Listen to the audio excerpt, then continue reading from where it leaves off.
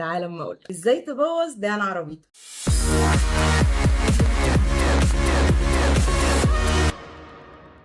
ايه هي الصنفرة؟ الصنفرة عبارة عن ورقة كرتون عليها غيرة وشوية تراب. حضرتك متخيل انك كل يوم بتخلي السايس او البواب يمسح عربيتك؟ ده بيعمل في دهانها ايه؟ حتى لو انت جايب له فوطة نظيفة، اغلى فوطة في العالم، لما بيمسح كده على العربية التراب بيبقى فين؟ في الفوطة. وبعد ما بيكمل مسح، احسن فوطة اللي انت جايبها له دي قلبت صنفرة زي دي بالظبط. علشان كده العربيات اللي السايس او البواب بيمسحها كل يوم تلاقيها اتطفت بعد 6 أو 7 شهور بالكتير، وابتدى يظهر في دهانها دوائر كأنك ماسح العربية بسلك مواعين. انا بكلمك على الفوطة النظيف، فما بالك باللي بيسموها الفوطة الزفرة. الفوطة الزفرة بقى فوطة عادية بس عليها جاز او زيت. الفوطة العادية بتعمل في عربيتك كده، كمان بتخليه يستخدم فوطة زفرة. الفوطة الزفرة دي علشان فيها مواد مذيبة بتخلي الدوائر تظهر بسرعة اكبر على دهان عربيتك، ده غير طفي اللون والتشهين. يعني لو حضرتك بتستخدم الفوطة الغالية الجامدة اللي حضرتك جايبها مخصوص للبواب وهتظهر الحاجات دي بعد 6 أو 8 شهور، الفوطة الزفرة دي تخلي الحاجات دي تظهر فترة أقصاها شهرين. يبقى كده الفوطة الزفرة والفوطة العادية بيعملوا نفس المشاكل على دهان العربية، وما تستغربش إنها كلحت بعد 3 4 سنين. فرق بس الفترة، مش عشان تنظف عربيتك كل يوم بوظ دهانها. قلت لك تعالى أقول لك تاني، الدواير أو التشهيب أو الطفي اللي بيحصل على دهان العربية ده ما هو إلا إنذار إن طبقة الكلير كوت اللي بيسموها ورنيش ابتدت تتاكل. وده معناه ان حضرتك قصرت عمر دهان العربية. يعني العربية لو مقدر لها ان هي تكلح خلال 6 أو 7 سنين، حضرتك بطريقة التنظيف دي خليت الدهان عمره يقصر. مش مصدقني صح؟ طب تعالى اما اقول. لو انت من اللي بيعملوا كده، بصلي على سقف عربيتك والكبوت والشنطة، اكتب لي في الكومنتات شفت ايه. طب العمل ايه؟ تعالى اما اقول.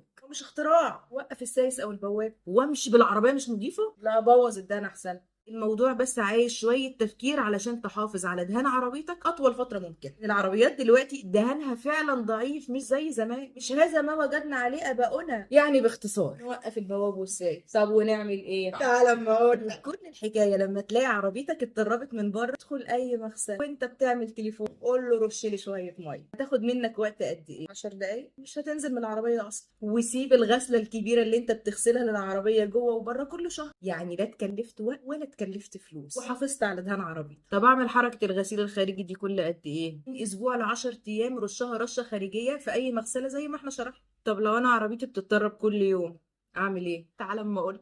لازم تفهم ان محدش بيشوف العربيه مطربه قوي كده غيرك انت، لان انت اكتر واحد بتكون قريب من العربيه وانت رايح تسوقها. لكن الطبيعي العربيه بتتشاف وهي ماشيه او وهي راكنه، وهي عليها تراب مش هيبقى متلاحظ. يعني بمجرد ما ركبت العربيه الناس هي اللي شايفاك، بمجرد ما ركنت العربيه الناس هي اللي شايفه الركنه، انت جواها مش شايف حاجه. عايز تبوظ دهانها ليه؟ بكده تكون حافظت على دهان عربيتك اطول فتره ممكنه، ووفرت على نفسك تكاليف كبيره ممكن تدفعها في المستقبل لو ما حافظتش على دهان عربيتك.